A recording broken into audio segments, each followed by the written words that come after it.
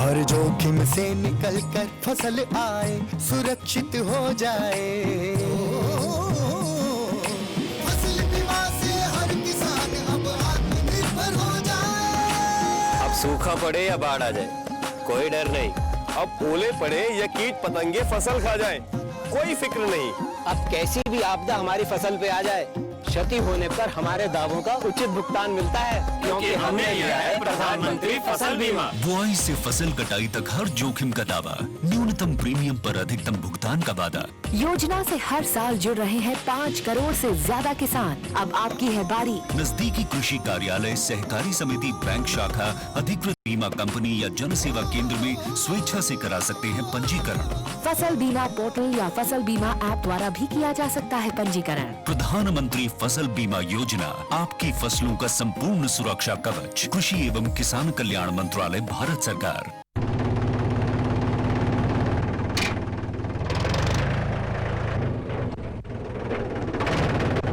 अरे हरकू वाह, बीज, कीटनाशक और आज खाद भी।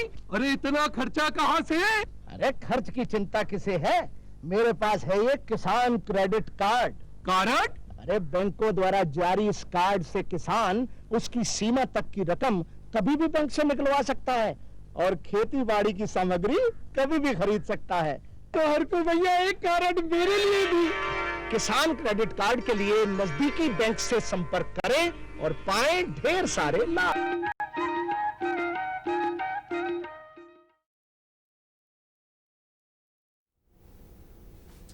किसान भाई हो, जय जोहार। कृषि दर्शन कार्यक्रम में आप मन के स्वागत है। आज के हमारे कार्यक्रम के विषय है सरसों के वैज्ञानिक खेती। काबर सरसों के खेती करे से हमारे किसान भाई मन बहुत बड़े ढंग से फ़ायदा कमा सकते। अभी सरसों बोआ गे हवाए और कुछ दिन के बाद पूरा ये धरती है प्यूरा प्यूरा दिखेल धर ली। तो सरसों के बारे में और का जानकारी होए से हमारे किसान भाई मन बढ़िया से होकर लाभ कमा सकते, एक बारे में चर्चा करबो। हमारे संग में हवाए डॉक्टर एस टुटेजा जी, इंदिरा गांधी कृषि विश्वविद्यालय रायपुर से प्रमुख वैज्ञानिक है। डॉक्टर साहब आप मन के स्वागत है। टुटेजा जी से चर्चा करबो। ओकर ले पहले आओ एक ठन छोटे से फिल्म बने हैं, वो फिल्म पहले देख लन, ओकर बाद चर्चा लागे जारी रखबो।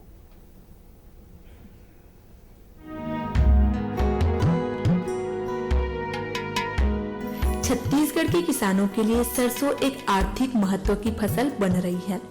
सरसों की खेती सभी प्रकार की भूमि में की जा सकती है, लेकिन यदि भूमि हल्की दोमट मिट्टी वाली हो तो और भी बेहतर परिणाम प्राप्त होते हैं। कृषि वैज्ञानिकों और विशेषज्ञों ने सरसों के लिए हमारे राज्य को भी उपयुक्त माना है। सरसों की फसल सिंचित और असिंचित दोनों ही क्षेत्रों में अन्य फसलों की तुलना में कम लागत में अधिक लाभ देने वाली होती है। ऊंची मांग और दाम की वजह से सरसों एक बहुत ही लाभदायी फसल बनी हुई है।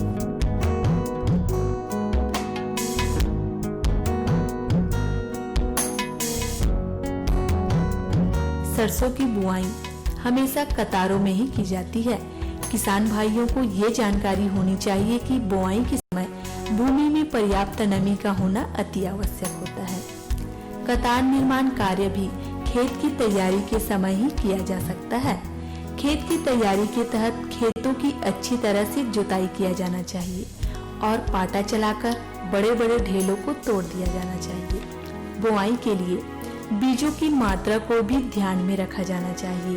3 से 6 किलोग्राम प्रति हेक्टेयर या 750 से 800 ग्राम प्रति हेक्टेयर की दर से बुआई करें। सरसों के बीजों को 2.5 से 5 सेंटीमीटर की गहराई तक ही बोएं। बीजों को सीड्रिल या देसी हल से बोए तो ज्यादा उचित होता है। सिंचित जमीन में 2 कतारों की बीच की दूरी 1 फीट और पौधों से पौधों की बीच की दूरी 4 इंच रखें। इसी तरह असिंचित जमीन में 2 कतारों की बीच की दूरी 1.5 फीट और पौधों से पौधों की बीच की दूरी 6 इंच होनी चाहिए। बुआई हमेशा उत्तर दक्षिण दिशा में ही किया जाए ताकि पौधों को पर्याप्त मात्रा में सूर्य का प्रकाश मिल सके।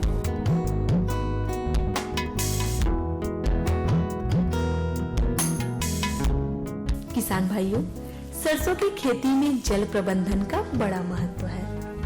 सरसों की फसल को पहले सिंचाई बुआई के 35 से 40 दिन बाद फूल आने से पहले और दूसरी सिंचाई बुआई के 65 से 70 दिन बाद फलियां आने के समय जरूरत पड़ने पर ही की जानी चाहिए। सरसों की खेती में इस बात का खास ख्याल रखा जाए कि भूमि में पानी का निकास सही तरीके से हो रहा है या नहीं।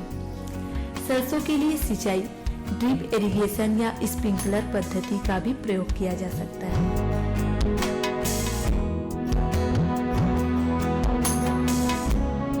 किसान भाइयों, सरसों की खेती में खाद प्रबंधन का भी बड़ा महत्व है।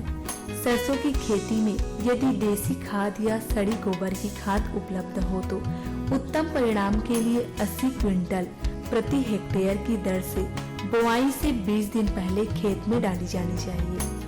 बुआई के 20 से 25 दिनों के बाद निंदाई गुड़ाई करें और जरूरत से अधिक पौधों को निकालकर फेंक दें। सिंचित फसल के लिए 60 से 80 किलो नाइट्रोजन, 12 से 16 किलो प्रति हेक्टेयर और 30 से 40 किलो गंधक प्रति हेक्टेयर की दर से बोना चाहिए। नाइट्रोजन की आधी मात्रा और फास्फोरस की पूरी मात्रा बुआई के समय में, सिंचित खेत में और असिंचित खेत में इन सभी उर्वरकों की आधी मात्रा बुआई के समय दें। जिंक की कमी पाई जाने पर 0.5% जिंक सल्फेट और 2.5% यूरिया का घोल बनाकर 10 से 14 दिनों के अंतर पर 2 छिड़काव करें।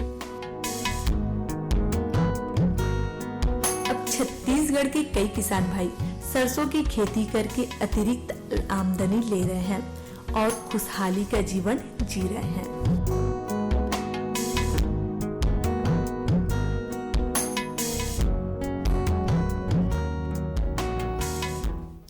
किसान भाई हो, सरसों के बारे में भी हम फिल्म देखत रहे।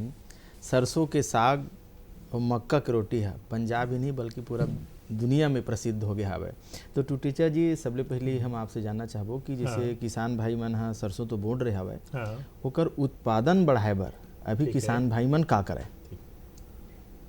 देखिए किसान भाइयों, आपकी जो सरसों की फसल है, किसी की 1 माह की, किसी की 1.5 माह की करीब करीब हो चुकी होगी। तो सबसे पहले तो किसान भाइयों को इस समय सलाह दी जाती है कि जहाँ पे पौधे घने हों, क्योंकि इसके बीज काफ़ी जो है छोटे होते हैं। बिल्कुल। और जब इसकी बुआई करते हैं तो कभी कभी जो पौधे से पौधे की दूरी बहुत कम रह जाती है जी। तो सर्वप्रथम किसान भाई इसको जो पौधे पास पास जो हैं नज़दीक हैं उसको थिनिंग कर लें, यानी जो ज़्यादा पौधे हैं वहाँ से उसको निकाल दें। इससे ये फ़ायदा होगा कि पौधों को जो है प्रत्येक पौधों को सूर्य की रोशनी अच्छी मिलेगी, वायु संचार अच्छा होगा, जिससे कि उत्पादन अच्छा होगा। और दूसरा, ये जो थिनिंग से या जो हम पौधे निकाल रहे हैं, ये सरसों के साग के रूप में अभी इसका विक्रय भी किया जा सकता है। जी जी। दूसरा कि अभी वक्त है किसान भाइयों के पास इसकी निदाई गुड़ाई करने का।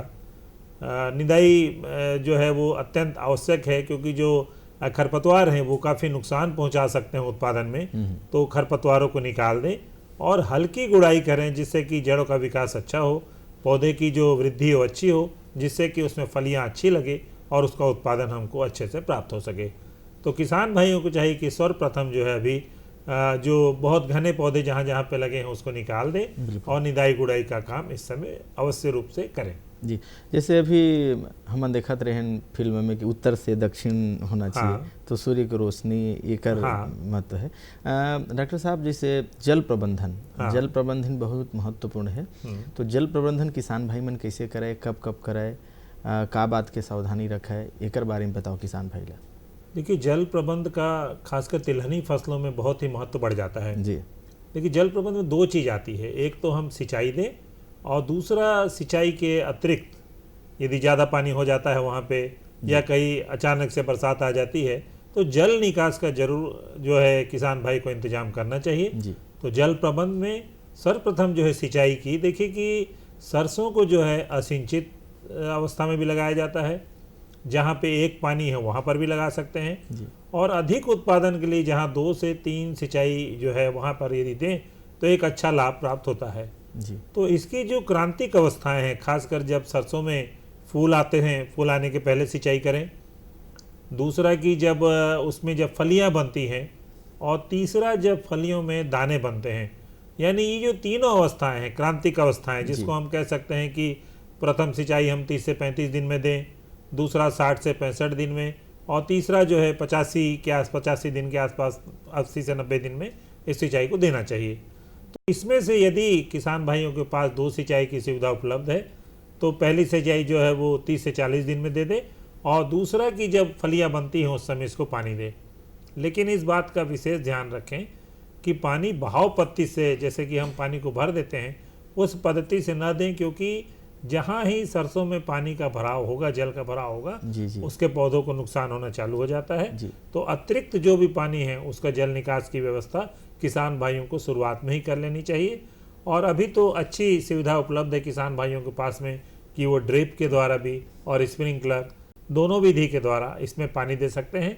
तो जो पहला पानी है हम उसको स्प्रिंकलर के द्वारा दे सकते हैं, और जिस किसान भाइयों के पास ड्रिप है वो अधिक लाभ के लिए, कम खर्च के लिए ड्रिप विधि का भी प्रयोग कर सकते हैं। जी, इन स्प्रिंकलर वाले कते ध्यान रखें कि वो कब देना है, कावरी से फल और फूल के बाद है, तो वो बात ला थोड़ा सा। देखिए, जो पहला सिंचाई है जो हम कह रहे हैं कि 35 दिन के आसपास उसको देने चाहिए, उसको स्प्रिंकलर से देना चाहिए। स्प्रिंकलर का भी विशेष ध्यान रखें कि स्प्रिंकलर कितने घंटे चलाना है, जिससे कि जो जमीन है अच्छी तरीक़ा से पूरी गीली भी हो जाए और अतिरिक्त जल का वहाँ जमाव भी नहीं होने पाए। तो ये सावधानी रखते हुए किसान भाइयों को स्प्रिंकलर चलाना चाहिए। जी डॉक्टर साहब, जैसे कोई भी हम फसल लेथन तो खाद के बहुत महत्वपूर्ण भूमिका होती है। तो खाद लगलो सरसों की खेती जब करत किसान भाई मन है, तो खाद ला कब कब कतका मात्रा में कैसे कैसे देना चाहिए, ये बात की भी विशेष बात आप मन बताओ। देखिए, किसी भी जो फसल का उत्पादन है वो निर्भर करता है कि हम जो है उसमें खाद और उर्वरक प्रबंध कैसे किए। वही बात सरसों में भी आती है। जी, देखिए, सरसों पहले बताया कि इसको असिंचित और सिंचित दोनों विधि में लगाया जाता है। जहाँ तक असिंचित का सवाल है उसमें पूरी खाद की मात्रा जो है वो शुरुआत में दी जाती है, जो कि किसान भाई दे चुके होंगे। जी। और जो सिंचित है उसमें 80 किलो नाइट्रोजन, 60 किलो स्पोर एवं 40 किलो पोटास प्रति हेक्टेयर की दर से देना चाहिए। जी। किसान भाई अधिकतर ये करते हैं कि नाइट्रोजन तो देते हैं लेकिन दूसरे खाद न देते हैं, जिससे कि उसमें बीमारी बढ़ने की भी संभावना रहती है। तो किसान भाई संतुलित उर्वरक का प्रयोग करें। और जहाँ तक नाइट्रोजन का सवाल है, इसकी आधी मात्रा जो है इसको बुआई के समय देनी चाहिए, और आधी मात्रा जो है जब हम पहली सिंचाई कर रहे हैं उस समय किसान भाइयों को देना चाहिए। तो किसान भाई इसको अच्छी तरीक़ा से अपने लिखना है तो लिख लें कि जो नाइट्रोजन है उसको आधी मात्रा जो दे चुके हैं, आधी मात्रा जो है जब हम पहली सिंचाई कर रहे हैं उस समय देना चाहिए। और पोटास को खासकर जरूर दें, क्योंकि पोटास जो है वो पौधे में रोग और कीट से लड़ने की क्षमता प्रदान करता है। तो जब भी हम प्रयोग करें खाद और उर्वरक का, यदि हमारे पास जो किसान भाई कार्बनिक खाद जैसे गोबर खाद, कंपोस्ट डाल चुके हैं तो बहुत अच्छा है, और उसके बाद जो की मात्रा है उसको हमको रासायनिक उर्वरक के द्वारा देना चाहिए। तो जिस किसान भाई के पास जो सिंचित रूप में इसको लगाए हैं उनको पहली सिंचाई की जब समय आ गया है डालने का, तो उस समय नाइट्रोजन जो है खासकर जो कि यूरिया के द्वारा अधिकतर किसान भाई देते हैं, तो उसका जो है इस समय उसका प्रयोग करना चाहिए। जी, कई जन किसान भाई मन जैसे जमीन के तैयारी करत घलो अपन सुविधा अनुसार खाद दे सकते हैं। डॉक्टर साहब, जैसे बीजोपचार हम कोई भी फसल लेथन तो बीजोपचार करथन, तो सरसों में घलो बीजोपचार कतेक महत्वपूर्ण है, कल्चर से कैसे ढंग के उपचारित करें किसान भाई मन? देखिए, सरसों में जरूर हमको बीजोपचार करना चाहिए जी, क्योंकि जब बीजोपचार करते हैं तो हम कई बीमारियों से हम उसको सुरक्षित कर पहले ही सुरक्षित कर लेते हैं। और दूसरा फायदा कि जो बीजोपचार करते हैं, चूँकि इसकी मात्रा जो होती है इतनी कम होती है कि उसमें बहुत कम खर्च आता है। और दूसरा कि अब जो कल्चर निकल गए हैं, खासकर जैसे फास्फोरस घोलक बैक्टीरिया है, ये क्या करता है कि हमारी छत्तीसगढ़ की अधिकतर ज़मीन जो है उसमें फास्फोरस स्पोर जो है वो ज़मीन में स्थिर रहता है। और जब हम इसको कल्चर का प्रयोग करते हैं तो ये इस एक घुलनशील रूप में आकर पौधों को प्राप्त हो जाता है। बिल्कुल। तो पीएसबी का प्रयोग करें, नाइट्रोजन के लिए एजोस्पाइनम का उपयोग करना चाहिए। और ख़ासकर बताया कि जैसे बीमारी होती है तो बीमारी के लिए जो है फफूंदनाशक दवा का किसान भाइयों को जरूर उपचार करना चाहिए। यानी फफूंदनाशक दवा से रोग के लिए उपचार करें, और खाद के लिए जिससे कि हम कम खर्च में एक पौधों को एक अच्छा पोषक तत्व प्रदान कर सकें, तो उसके लिए पीएसबी का प्रयोग किसान भाई को जरूर करना चाहिए। डॉक्टर साहब, पहले जिसे कल्चर से उपचारित करा था तो वो करन, कि दवाई पहली डालन, ये एक बारे में भी बताओ आप मुझे। देखिए ये आपका प्रश्न बहुत ही अच्छा है। जब हम दोनों का प्रयोग कर रहे हैं जी। तो जरूरी है कि कौन सा पहले करें और कौन सा उसके बाद करें। तो जब हम इसको प्रयोग करेंगे तो पहला ये रहेगा कि जो हमारे पास दवाई है उस दवाई से पहले उपचारित करें, और दवाइयों के बाद जो है वो हमको कल्चर से उपचारित करना चाहिए। इसलिए कि जो कल्चर में जो छोटे छोटे जो सूक्ष्म जीव रहते हैं, यदि हम उल्टा करेंगे तो वो मर जाएंगे, जिससे इनका नुकसान होगा। इसलिए किसान भाइयों को चाहिए कि पहले जो है फफूंदनाशक दवा का उपचार करें और उसके बाद कल्चर का प्रयोग करना चाहिए। डॉक्टर साहब, हमारे एक किसान मित्र है जो ना कुछ प्रश्न करना चाहते। हाँ, राम राम किसान भाई। राम राम भाई। राम राम, कौन बोला था, कहाँ बोला था? जी जी जी जी, बोलो टेकराम भाई, क्या प्रश्न है आपके? भाई सरसों का खेती का पूछा तो सरसों बुने आता ऊपर पान पड़ा जाता है, सरसों दवाई कैसे करक पड़ी? अच्छा, ओकर पत्ता है खराब हुआ जात है, इसे कहा था?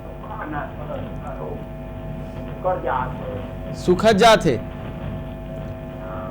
ठीक ठीक ठीक ठीक। डॉक्टर साहब, वो हमारे किसान भाई टेकराम सूरजपुर ले जाना चाहते कि सरसों के पत्ता सुखद जात है, तो ओकर कैसे ओकर बचाव करना चाहिए, ऐसे कहा। टेकराम जी, देखिए कि सरसों में 3-4 बीमारी जो आती है, प्रमुख रूप से डायनी मिल्ड्यू, एक भभूतिया रोग आता है, और जो एक पर्ण दाग रोग आता है। आपके खेत में पूरी संभावना है कि जो पर्ण झुलसन रोग है, पर्ण झुलसन है, इसमें क्या होता है कि काले भूरे रंग के धब्बे बनते हैं और वो धब्बे धीरे धीरे बढ़ जाते हैं, जिससे क्या है कि पत्ती को काफ़ी नुकसान होता है, पौधे की वृद्धि भी उसके चलते रुक जाती है। तो इसके लिए आपको चाहिए प्रोपिकोनाजोल, इसका जो छिड़काव करें। और जैसे पहले की बताया कि जब भी आप सरसों को लगाएंगे तो इस बात का ध्यान रखें कि जो फफूंदनाशक दवा है उससे बीजोपचार कर लें। इससे क्या है, काफ़ी संभावना इस रोग से बचने की रहती है। तो जो मैंने आपको दवा बताई उस दवा का प्रयोग आप करें, आपको निश्चित ही जो ये बीमारी है उससे छुटकारा मिलेगा। डॉक्टर साहब, जैसे कि हमारे किसान भाई मन अभी एक हमारे किसान भाई कुछ प्रश्न करना चाहते, ओकर से पहले जोड़ लेते। Hello hello. हाँ किसान भाई, कौन बोला था? जयराम। राम राम राम राम। हाँ डॉक्टर साहब भी राम राम। राम राम भाई जी, अपन प्रश्न करो। हाँ, वो प्रश्न रही भैया कि सरसों के उन्नत बीज व किस्मों के बारे में और जमीन ला तैयारी कैसे करना रही, थोड़ा विस्तार से बताते हो। अच्छा, चलो अभी तो बोल रहे हैं किसान भाई मना, लेकिन फिर भी रेवाराम जी, चूंकि सरसों की बुवाई हो चुकी है, लेकिन फिर भी आपको बता दूं कि सरसों का जो बीज है वो बहुत छोटा होता है। इसलिए जब हम खेत की तैयारी करें तो खेत को अच्छा से भुरभुरा बना लेना चाहिए। तो सर्वप्रथम जैसे कि यदि हम धान लगाए थे वहाँ पे या कोई दूसरी फसल सोयाबीन वगैरह लगी थी, तो उसको कल्टीवेटर द्वारा जुताई की जाती है और डिस्क हैरो चलाकर, या किसान भाई के पास रोटोवेटर उपलब्ध है तो उसको चलाकर खेत को जो है महीन कर लेना चाहिए, बारीक कर लेना चाहिए, और पाटा चलाकर समतल करने के बाद इसकी हमको जो है बुआई करनी चाहिए। दूसरा प्रश्न आपका बहुत अच्छा था कि कौन कौन सी जाति का प्रयोग करना चाहिए। तो देखिए, सरसों में जो पूसा बोल्ड है, क्रांति है, वरदान है, ये नसील जातियां हैं और छत्तीसगढ़ के लिए अनुशंसित हैं। और आपकी जानकारी के लिए बता दूं कि इंदिरा गांधी कृषि विश्वविद्यालय, यहाँ पर भी सरसों के ऊपर लगातार अनुसंधान चल रहा है, और छत्तीसगढ़ सरसों नामक जो जाति निकाली गई है ये छत्तीसगढ़ के लिए अनुशंसित है, बहुत ही उपयोगी जाति है।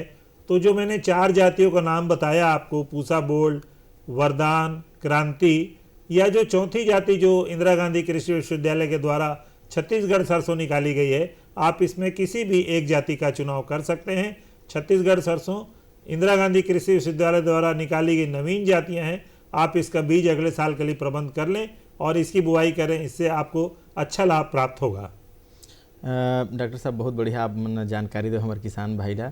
लेकिन जैसे कि निंदा नियंत्रण कैसे करें, काबर निंदा नियंत्रण बहुत आवश्यक है। ड्रिप से हम सिंचाई करत हन और ओकर बाद स्प्रिंकलर से करत हन, तो मतलब निंदा नियंत्रण कैसे करें, कार बहुत आवश्यक है। देखिए, निंदा नियंत्रण जैसा है कि जरूरी है, जैसा आपने कहा जी। क्योंकि नींदा जो है यदि ज़्यादा मात्रा में हो जाए तो फसल को काफ़ी नुकसान पहुंचाते हैं। तो नींदा के बारे में सर्वप्रथम 30 से 35 दिन में नींदानाशक कर लें, और उसके बाद क्या होता है कि पौधे की ऊंचाई इतनी बढ़ जाती है कि वो स्वयं ही फिर नींदा को ज़्यादा नहीं आने देता। जी जी। तो जो इसमें क्या है, अंकुरण पूर्व नींदानाशक दवा आती है। चूंकि अब सरसों चूंकि लगा चुके हैं किसान भाई जी। अब किसान भाइयों को चाहिए कि उसमें हाथ से निदाई करें और हल्की गुड़ाई दोनों हो जाएगी। जी। और दूसरा अतिरिक्त पौधा निकाला जाता है इसमें। तो ये तीनों काम अभी जो है 30 से 35 दिन के अंदर जो है किसान भाई कर लें, इससे निश्चित ही उनका उत्पादन अच्छा होगा। हर जब हम अतिरिक्त पौधे को निकालते हैं तो निदाई के साथ हम वो कार्य भी हम कर सकते हैं। बहुत संक्षेप में डॉक्टर साहब, पंजाब जैसे छत्तीसगढ़ घलो तरक्की करे सरसों पर, ऐसे का करे किसान भाई मन, आप बताओ।